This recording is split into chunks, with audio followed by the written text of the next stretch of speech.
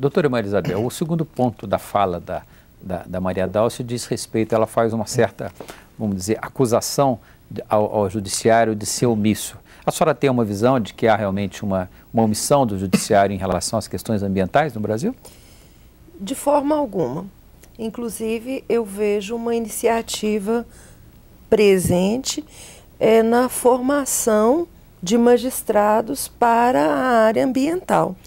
Minha primeira participação efetiva em um evento dessa ordem, que inclusive abriu muito as portas para que eu pudesse adentrar por esse caminho, foi justamente levando magistrados para que tivesse acesso fora do país a outros sistemas de justiça. Foi uma preocupação do judiciário em informar os magistrados? Exatamente. Atualmente, eu posso falar com muita certeza quanto à Escola Judicial Desembargador Edésio Fernandes, que é do Tribunal de do Justiça nosso Tribunal de Justiça aqui mineiro, que tem se preocupado em cumprir compromissos pontuados, inclusive junto ao Ministério Público e demais segmentos envolvidos com a questão ambiental, para a formação desses magistrados que seriam realmente encaminhados para uma formação não só adequada, porém a nível permanente da atualização. Mas nós não temos varas ambientais ainda em Minas. Não. Já existe alguma temos. no Brasil funcionando? Que eu tenha conhecimento, não. Doutor Ricardo, tem alguma notícia? Não. Se há alguma especialização? Parece que alguns estados vêm fazendo um esforço de implementar varas especializadas de acordo com as suas leis de organização judiciária. De qualquer forma, é importante destacar que nos últimos anos, direito ambiental passou a fazer parte da temática necessária para o candidato às carreiras jurídicas, de modo geral, nas carreiras federais, mesmo na magistratura e no Ministério Público Estadual. Eu, costumeiramente, tenho dado aula em cursos preparatórios para concursos públicos na área jurídica e vejo que esse tem sido um tema recorrente.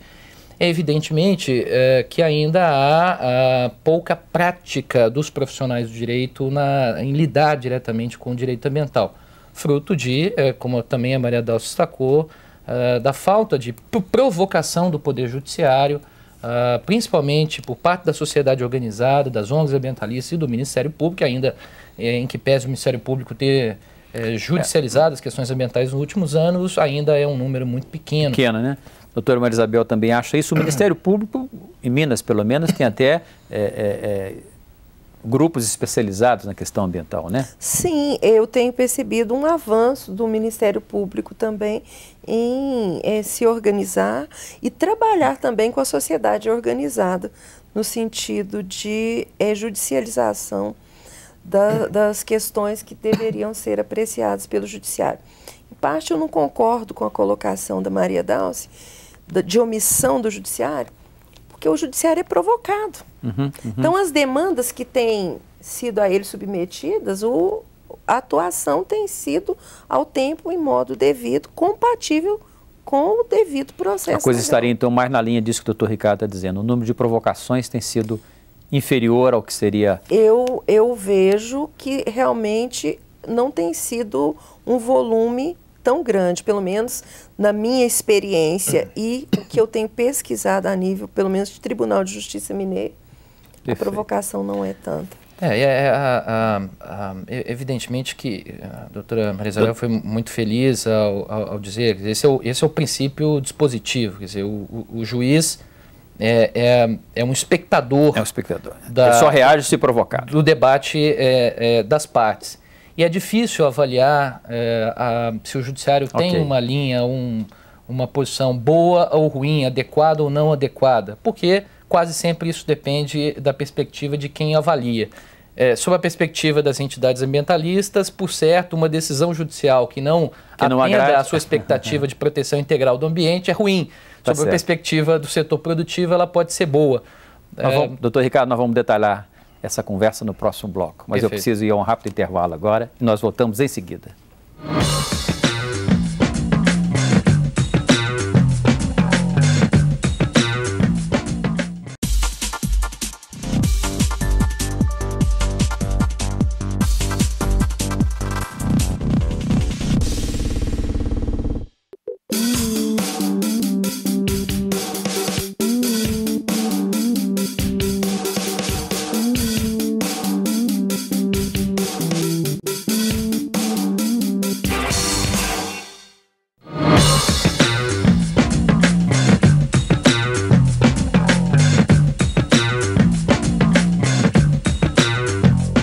Via Justiça está de volta, debatendo hoje as leis ambientais brasileiras.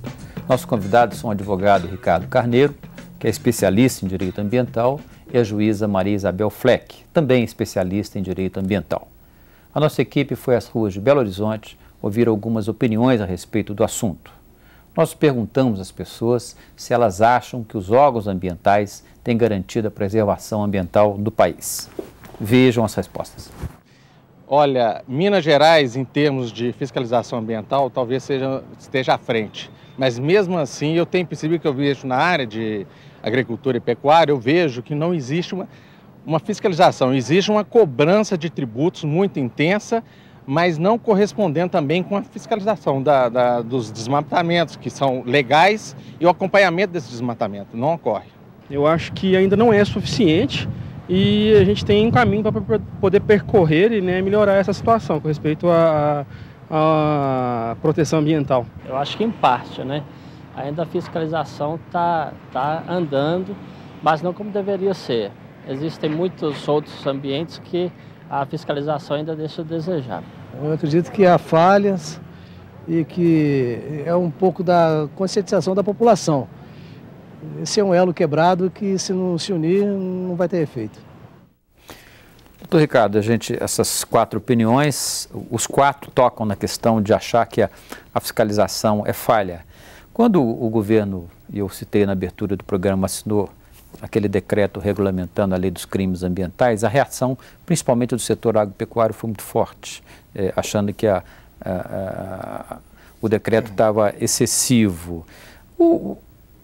A lei ambiental brasileira, ela chega a ser, o senhor que atua principalmente na área empresarial, ela está sendo um empecilho ao desenvolvimento, está atrasando o desenvolvimento do país, ela é rigorosa demais na sua avaliação?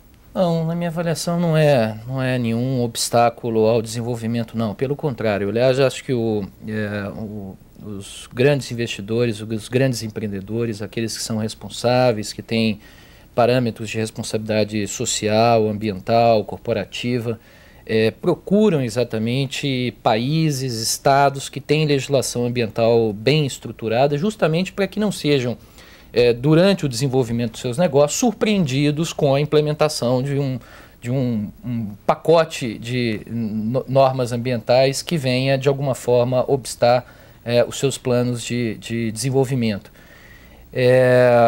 Quanto à fiscalização ambiental, várias pessoas entrevistadas apontam aquilo que percebem vendo programas televisivos, sempre mostram episódios de desmatamento, principalmente na região da Amazônia Legal.